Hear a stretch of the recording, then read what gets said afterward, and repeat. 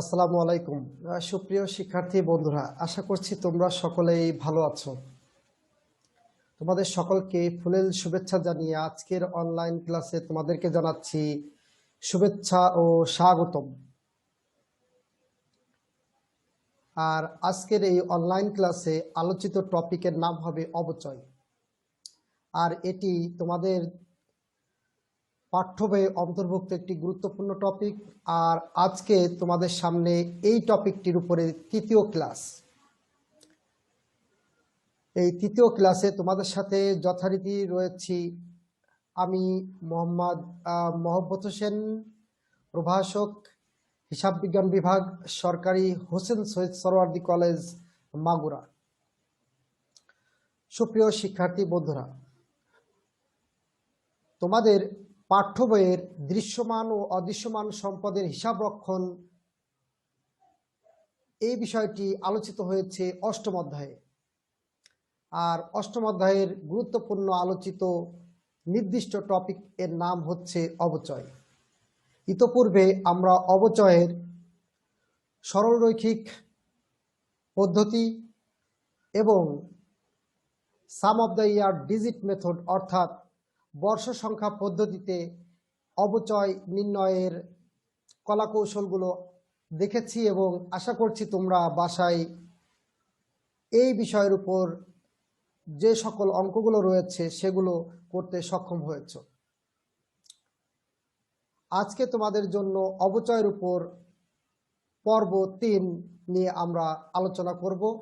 আর এ পর্বে রয়েছে তোমাদের জন্য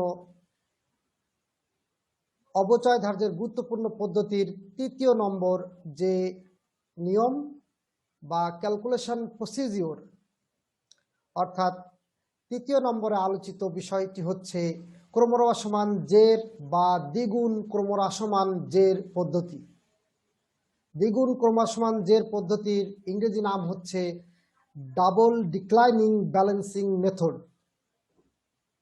ডাবল ডিক্লাইনিং ব্যালেন্সিং মেথড,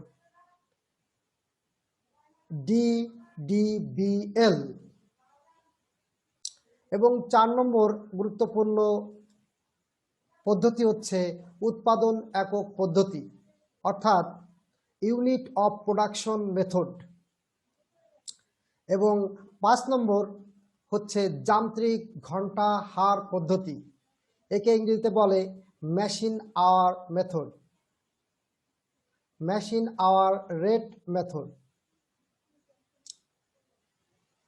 সুপ্রিয় শিক্ষার্থী বন্ধুরা, তোমরা জানো অবচয় হচ্ছে কাল শেষে আমরা স্থায়ী স্পর্শনীয় সম্পত্তির উপর অনুমিত কাল ধরে ধার্য করে থাকি।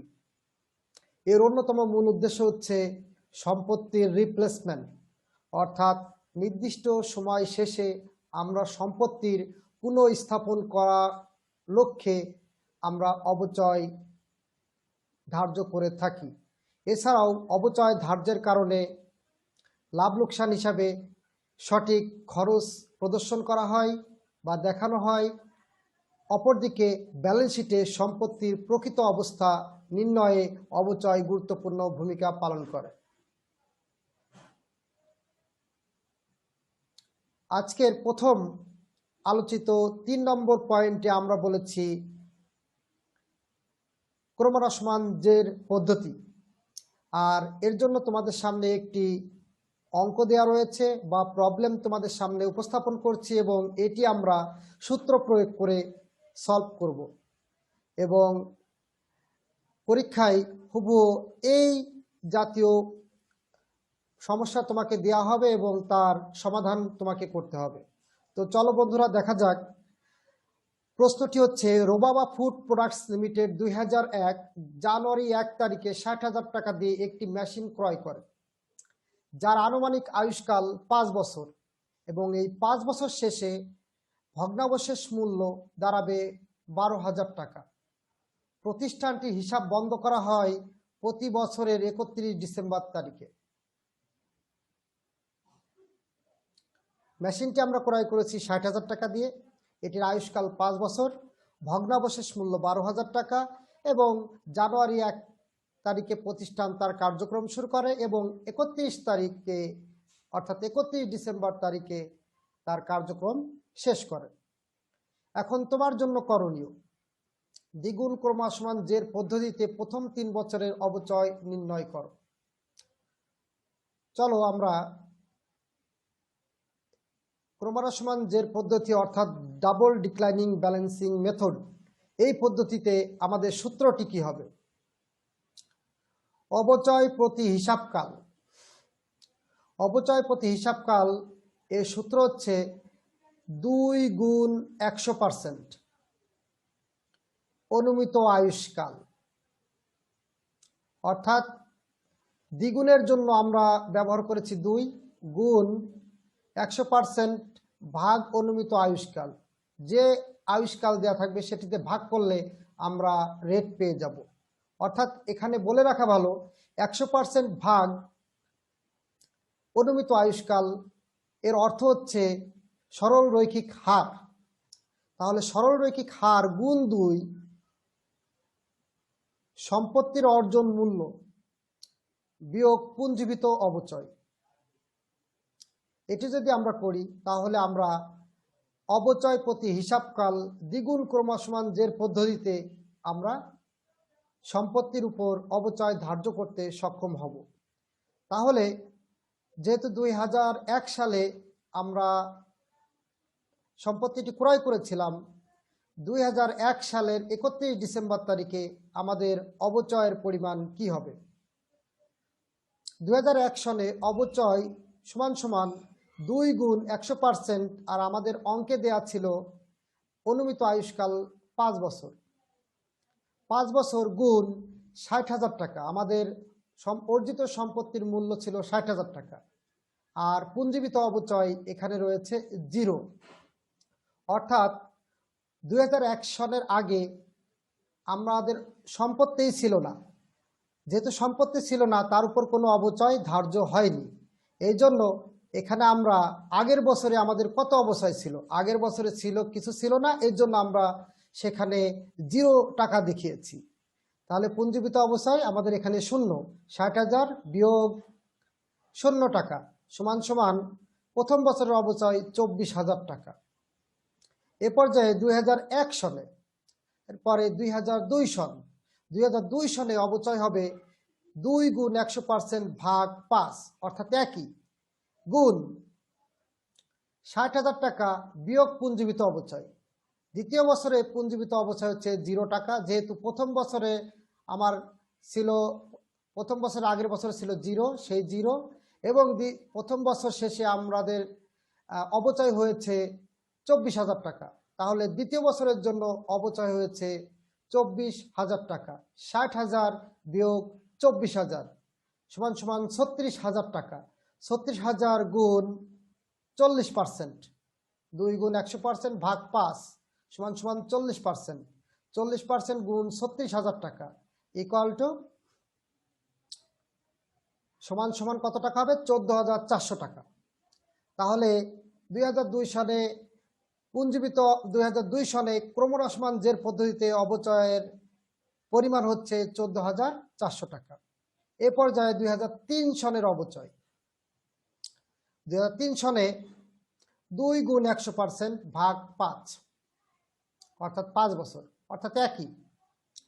প্রথম বছর 40%, দ্বিতীয় বছর 40%, তৃতীয় বছর 40%, অর্থাৎ হার আমাদের একই হবে। শুধুমাত্র চেঞ্জ হবে, অর্থাৎ পরিবর্তন হবে পুঞ্জীভূত অবচয়। তাহলে তৃতীয় বছর শেষে পুঞ্জীভূত অবচয় হচ্ছে 0 টাকা যোগ 24,000 টাকা যোগ 14,400 টাকা। এই টাকাগুলো যদি আমরা 60,000 টাকা থেকে বাদ দিই, তাহলে যে টাকা হবে তার উপর 40% করলে আমাদের 2003 সনের জন্য অবচয় হবে 8,640 টাকা। তাহলে আমরা যদি দ্বিগুণ ক্রমসমান জের পদ্ধতিতে অবচয় নির্ণয় এই সূত্র ব্যবহার করে করার চেষ্টা করি, তাহলে আমাদের একবারেই আমাদের কাজটি সম্পন্ন হবে এবং পরীক্ষায় অত্যন্ত সাবলীলভাবে তুমি তোমার প্রশ্নের উত্তর দিতে সক্ষম হবে। সুপ্রিয় বন্ধুরা, আশা করছি তোমরা এটি খুবই স্পষ্টভাবে বুঝতে পেরেছ। এ পর্যায়ে 4 নম্বর যে আইটেমটি আমরা আজকে সমাধান করার চেষ্টা করব সেটি হচ্ছে ইউনিট অফ প্রোডাকশন মেথড। তো ইউনিট অফ প্রোডাকশন মেথডে আমাদের যে সমস্যাটি দেওয়া রয়েছে সেটি আমরা একটু দেখি। রুবাবা ফুড প্রোডাক্টস লিমিটেড 2001 সালের 1 জানুয়ারি তারিখে 60,000 টাকা দিয়ে একটি মেশিন ক্রয় করে, যার আনুমানিক আয়ুষ্কাল 3 বছর এবং আয়ুষ্কালে মেশিনটি দিয়ে মোট 60,000 একক পণ্য উৎপাদন করা যাবে। মেশিনটির দাম হচ্ছে 60,000 টাকা। এটি 3 বছরের আয়ুষ্কাল এবং এই 3 বছরে মেশিনটি 60,000 একক পণ্য উৎপাদন করতে পারবে।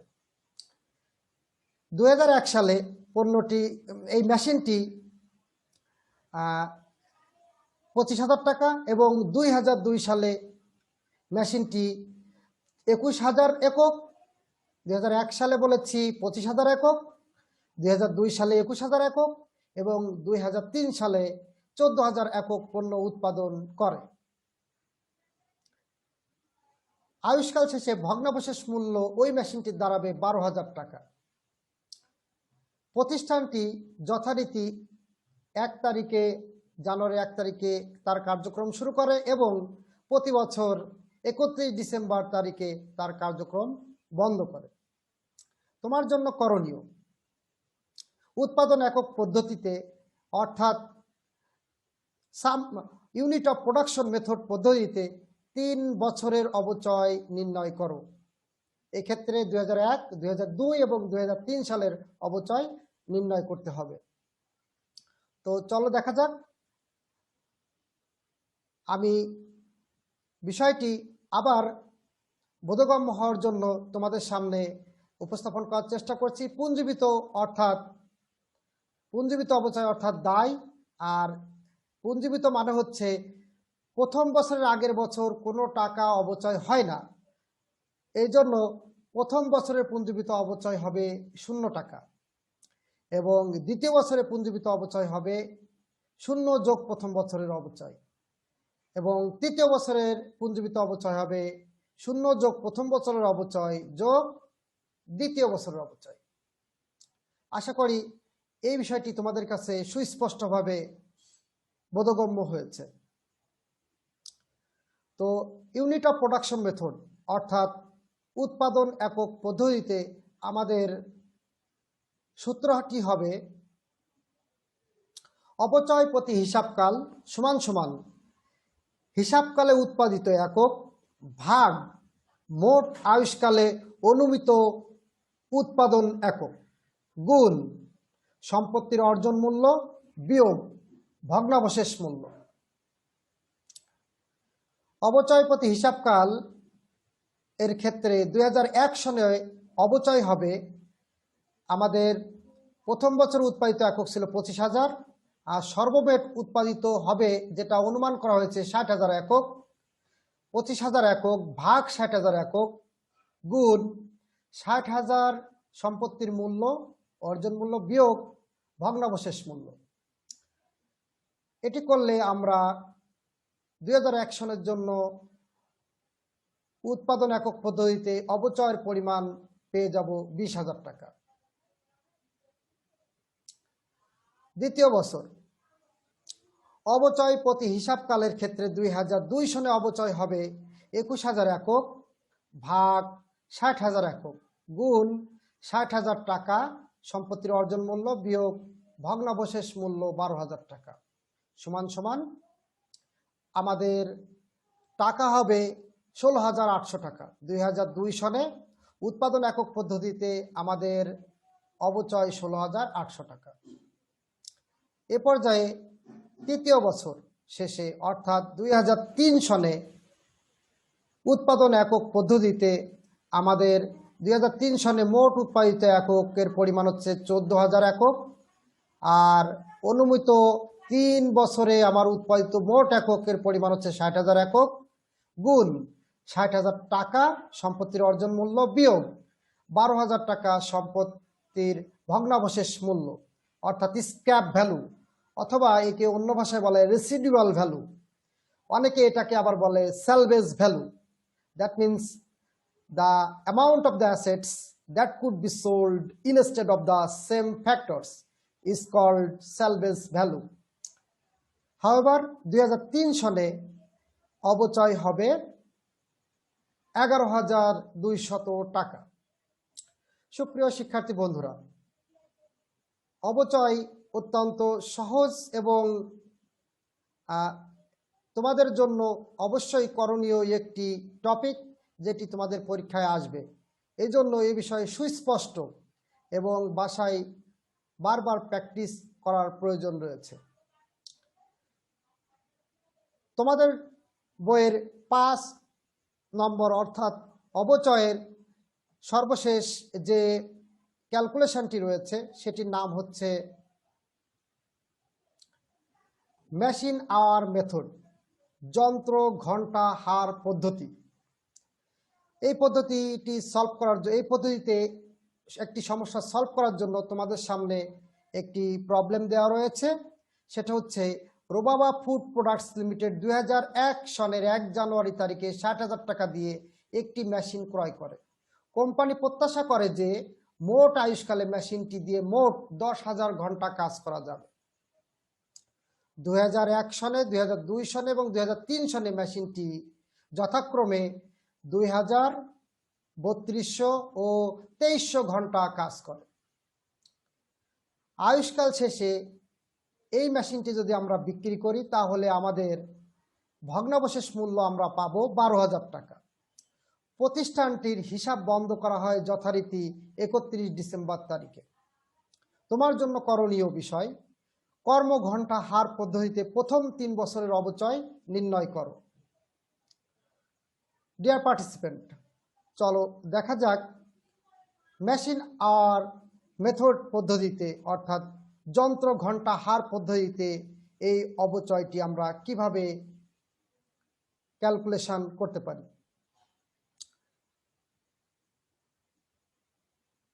তো মেশিন আর পদ্ধতি অর্থাৎ যন্ত্র ঘন্টা হার পদ্ধতিতে অবচয় হবে অবচয় প্রতি হিসাবকাল সমান সমান হিসাবকালে ব্যবহৃত ঘন্টা ভাগ মোট আয়ুষ্কালে অনুমিত ব্যবহারযোগ্য ঘন্টা গুণ সম্পত্তির অর্জন মূল্য বিয়োগ ভগ্নাবশেষ মূল্য।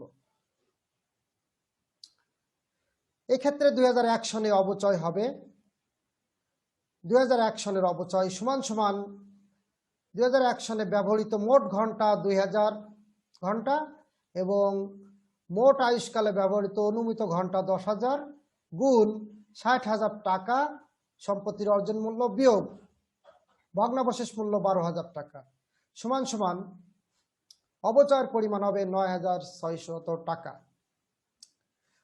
2002 সনে অবচয়ের পরিমাণ হবে 3200 ঘন্টা ভাগ 10,000 ঘন্টা গুণ 60,000 টাকা বিয়োগ 12,000 টাকা সমান সমান 15,360 টাকা। 2003 সনে আমার ব্যবহৃত ঘন্টা 2300 এবং ভাগ মোট আয়ুষ্কালে ব্যবহারযোগ্য ঘন্টা 10,000 গুণ 60,000 টাকা সম্পত্তির অর্জন মূল্য বিয়োগ 12,000 টাকা ভগ্নাবশেষ মূল্য সমান সমান 11,040 টাকা। সুপ্রিয় শিক্ষার্থী বন্ধুরা, আশা করছি তোমরা এই সূত্রগুলো ব্যবহার করে তোমাদের নির্ধারিত যে সকল প্রশ্ন পরীক্ষায় আসবে তা অত্যন্ত সুন্দরভাবে এবং পরিপাটি রূপে অর্থাৎ সুচারুরূপে তোমাদের পরীক্ষার খাতায় তোমরা উপস্থাপন করতে সক্ষম হবে। Wishes with the best of luck. Thank you all for staying with me and taking a patient. Again, I would like to give you a special thanks. Thank you.